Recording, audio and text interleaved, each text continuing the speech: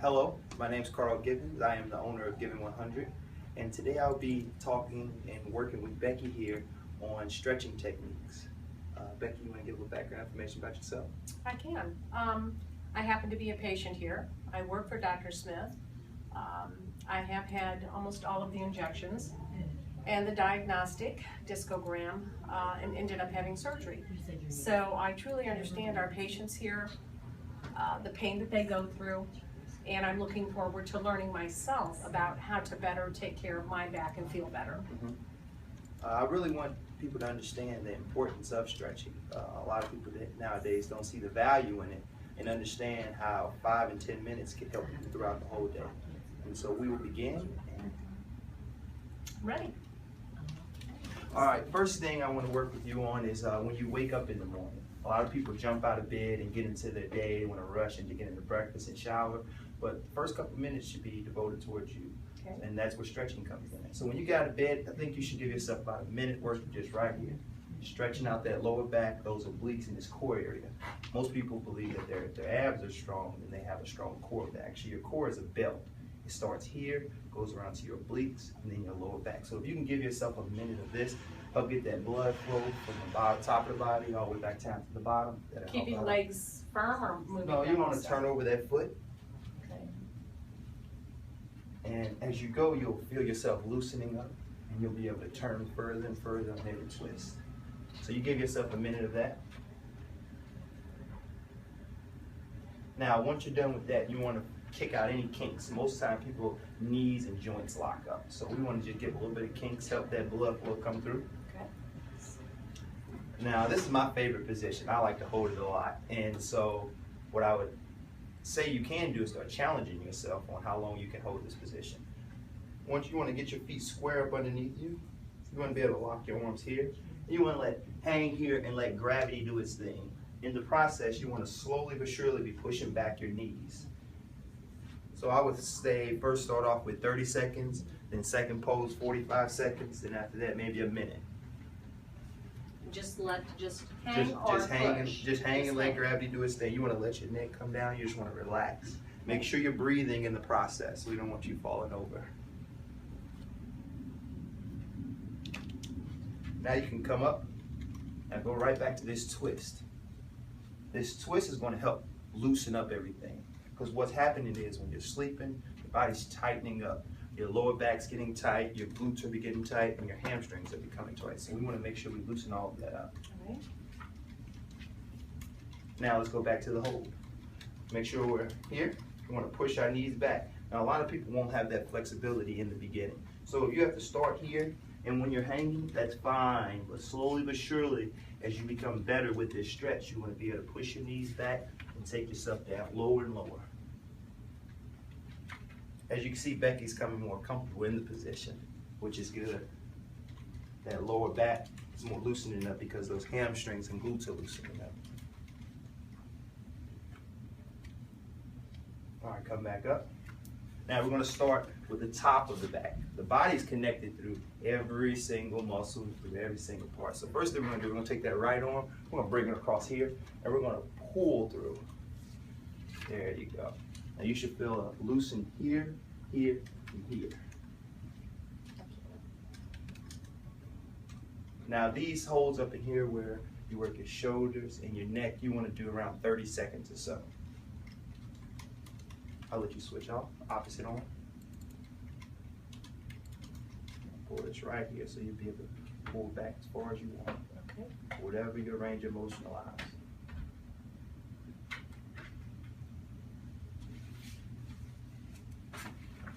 Now we're going to bring our arms to the side and we're going to loosen up the upper part of our neck and shoulders right here. So the first thing we're going to do is take our head to the left and we're just going to pull. I want you to feel those muscles pulling, trying to separate from those shoulders. Now when you're here, I want you to try to keep this opposite shoulder down as you're pulling your neck across. So keep your shoulders as straight as possible. Try to keep them square as possible. Okay. Okay. When I say square, I'm trying to tell you, face it straight. Right. Okay. Now you want to be able to take it to the opposite side. You should feel the separation between here and here. It's going to help loosen this up once we get back to it. Now, the next thing we want to do, we want to pull that hip forward, right here. This is probably where you'll feel the most tension because after waking up in the morning, your back is so tight, you're feeling it down throughout this spine right here. Almost kind of like a V there. Yes, and what you want to do is you want to try to be able to get your chin to touch the chest. Now I want you to stand straight up. Okay. Now, next time you do it, I'm going to have my hand right here because I don't want you to bend. Now, Okay. take that chin to the chest. Feel the difference now that you can bend? Yes. A good way to do these stretches is to look at yourself in the mirror to make sure you're holding good posture. Now we're going to take it right back here. We're going to hold here because I don't want you to bend.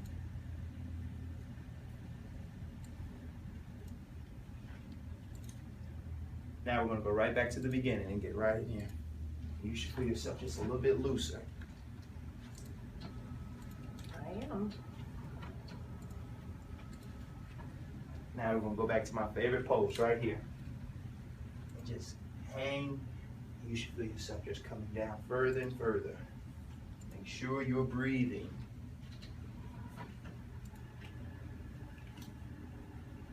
Come back up. And that's a great way to start your morning.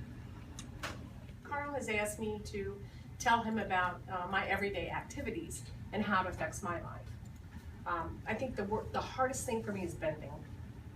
I do have some grabbers that I use sometimes, and I avoid bending as much as possible. That is really hard for me. So I use the grabbers, or I try to keep things, if I'm going to fold laundry and stuff, I try to keep everything at a high level, so I don't have to bend, so I try to keep everything here. That's one of the hardest things. Walking for any distance, and I used to walk all the time, but walking for any distance, I have to stop. My hips start tightening up. It feels like there's rubber bands on them. Because in the beginning I thought it was my hips, but it was my back. It wasn't the hips. If I do anything out of the ordinary, I do feel that and pay for it. As we talked about earlier, I did some weed whacking and paid for that for about 2 to 3 days. Whenever I consider it functional movement.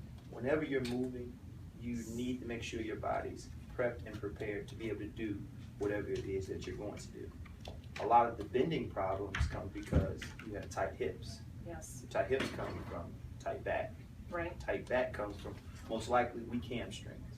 Your lower back is centering your body to make sure that you don't fall over. So when you go on those long walks and everything like that, and your hamstrings become fatigued, your lower back is now taking over all of that pressure.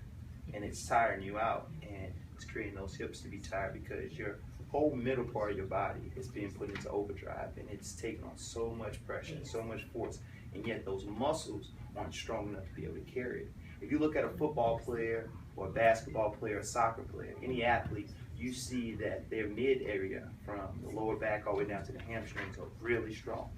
Glutes stick out, hamstrings stick out, lower back as tight as possible. And now, when you become a little bit older in age and you're not working out as much, you lose that muscle. Right. And when you lose that muscle, the brain believes that, yeah, I can go and do the same things I was able to do, but yet your body is saying, no, we can't do that because we're not properly put together to be able to handle those kind of movements.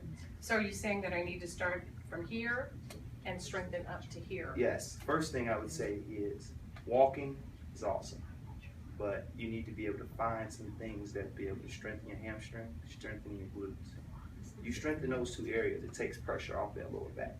With stretching, that'll alleviate a lot of that pain that you'll be going through on a day-to-day basis. Can you show me a demonstration on that to start? A good way to be able to strengthen your hamstring, and these are exercises that you can do at home. Laying down on your back, and you can go right here, we'll do them together. We're gonna put our heels into the ground, and we're going to pull our toes up. I do this with a lot of my young athletes to be able to strengthen the hamstring because I'm not a big believer of them putting a lot of weight on their bodies during the growing stages of their life. So we're going to lay back here. We're going to put our heels into the ground. You're going to pull your legs up a little bit closer. And we're just going to bridge up just like through here. We're pushing through our glutes and our hips. We're going to hold for a 3 count. Then we're going to go down slowly. And we're going to come right back up. Now, after we do a certain number of these, we'll start feeling fatigue in our legs. And you'll get a knot in your hamstring. But that's fine. Whenever you start feeling that knot, you want to lay out and straighten your legs. Let that blood flow go through.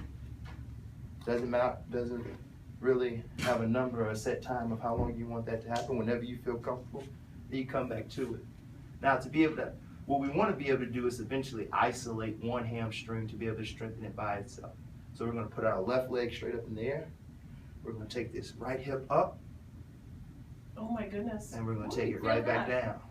And we're going to go again, right back up, right back down. We're going to go right back up, right back down. Now we're going to drop our left leg and we're going to take our right leg up. And we're going to do 3 the same way. Right back up, right back down, right back up, right back down, right back up, right back down. Now we're going to straighten our legs, let the blood flow go through all our muscles, let it, and sit there and relax. And that blood flow should feel really good on your body. Make sure you're breathing during this process.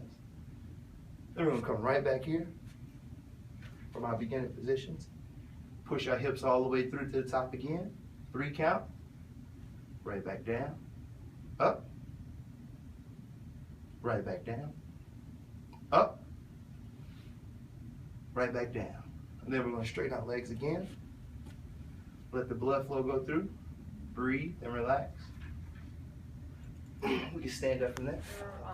Are any other stretches, because mine pretty much is my lower back that I'm weak here with the fusion that I've had. So other than the stretching in the morning and working on the glutes where you said we need to start tightening this up and come up. Yes. What else can I do for that lower back? Something that is really good for when you're at work and you're sitting in the chairs. I'm a huge advocate on that. I believe that sitting in chairs for long periods of time is bad to your body. It's difficult for me. It destroys your spine because we're, as humans, not supposed to be sitting as long as we are. So when you're sitting in your chair at work, a good thing is to sit up straight and pull your shoulders back. And you can do this for like a minute or so. Take a minute on, a minute off, and just feel your posture. Because we forget that when we're working, we end up bending and becoming closer and closer and closer to our work, and we forget about our body. So just take a good time just to sit back, pull your shoulders back. Your spine doesn't even have to be on the back of the chair. Pull through here and just sit for a minute. So it's about being aware of it, and maybe a posting note even to remind, just to pull back and do that, because sitting is very difficult. I'm up and down a lot because it's very difficult to sit for a long period of time. And also there's a proper way too that you want to be able to stand up. When you stand up, a lot of us, we're probably putting more pressure on one leg than we are the other. If you're right-handed, most likely you're going to be left foot dominant.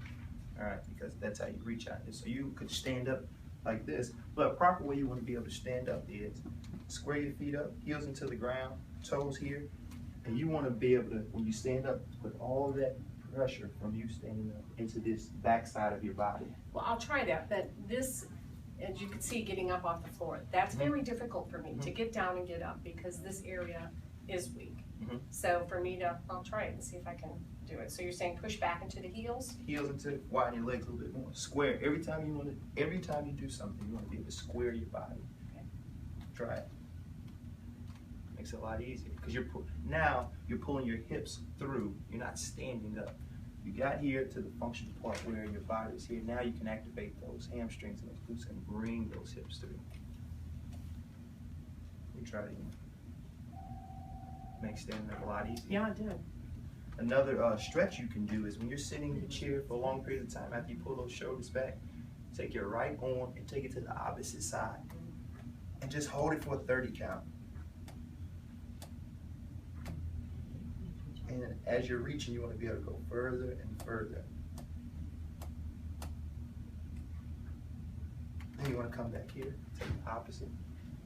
Just pull through and help loosen up that lower back, because you, believe it or not, when you're working, if you're sitting there for 10 minutes not moving because you've been reading and writing, you have forgotten where your body is. You've forgotten that you are a human. You've forgotten that you're a person because you're so focused on what you're doing. But yet, if you don't have this intact, it makes anything outside of that very hard to do. I will try to remind myself of that daily, several times.